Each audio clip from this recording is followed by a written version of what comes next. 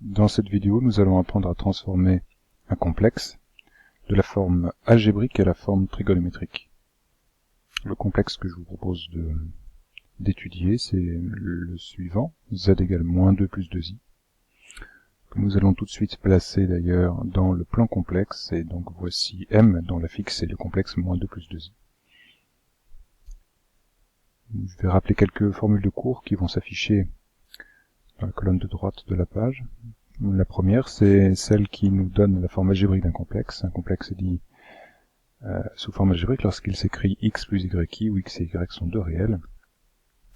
La deuxième, et c'est notre but dans cet exercice, c'est la forme trigonométrique d'un complexe non nul. Z est alors égal à r facteur de cosinus θ plus i sinus θ, où r est le module de z, et θ un argument de z. Non nul parce que un complexe nul n'a pas d'argument, et donc ne peut pas s'écrire sous forme trigonométrique.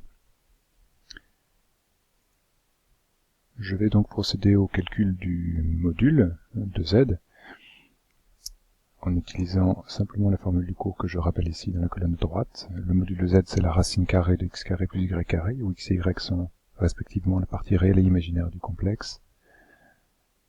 Dans le cas présent, avec z égale moins 2 plus 2i, le module de z est donc égal à racine carrée de moins 2 au carré plus 2 au carré, soit racine de 8, qu'il faut écrire le plus simplement possible, et donc sous la forme 2 racine de 2 pour pouvoir extraire par la suite le cosinus de θ ainsi que le sinus de θ.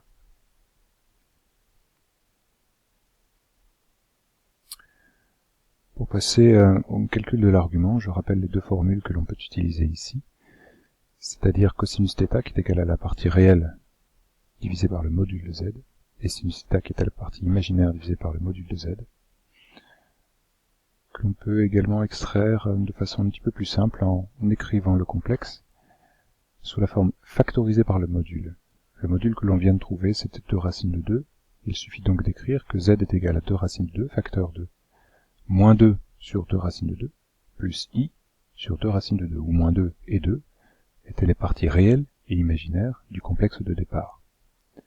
Sous cette forme, on fait apparaître le cosinus de θ et le sinus de θ, de sorte qu'il n'y a plus alors qu'à identifier ces deux valeurs, le cosinus de θ étant égal à moins 2 sur 2 racine de 2, que l'on peut le simplifier aisément, jusqu'à moins racine de 2 sur 2.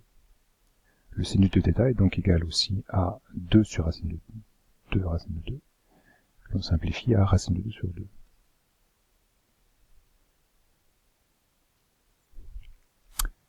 Pour identifier ensuite une valeur de θ, il suffit de se souvenir des valeurs remarquables des mesures d'angle, grâce à une image de ce type, qui est présente dans le cours, et ici, l'angle, une mesure de l'angle peut être donc de 3π sur 4. Quelques correspondances graphiques par rapport aux mesures que l'on vient de calculer, aux valeurs que l'on vient de calculer. Le module du complexe représente la distance de O, l'origine du repère, à M d'affixe Z, dans le plan complexe. Ici donc 2 racines de 2, qui est la distance de O au point M. Quant à l'argument que l'on vient d'identifier aussi,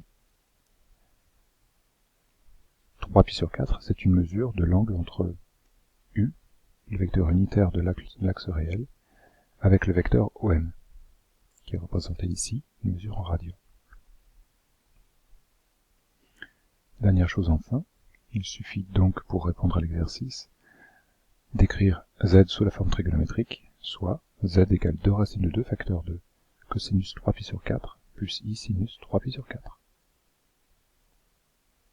À bientôt.